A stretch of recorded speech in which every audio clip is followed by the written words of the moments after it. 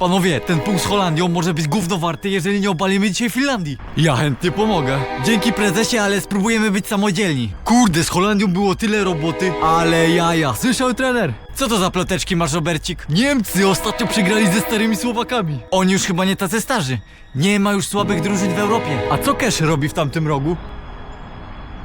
To jest nowa inicjatywa, klub wesołego golfiarza. I tylko Meti tam jest? Stęsny w Barcelonie, a Prob jest obrazony. Meti, chodź, już wystarczy. Coach, ja chciałbym jeszcze. To wbiegaj szybko w pole karne, Kamyk ci tam zaraz poda. Nie tam w polu karnym, ale utrzymał się Kamiński, wyłożył.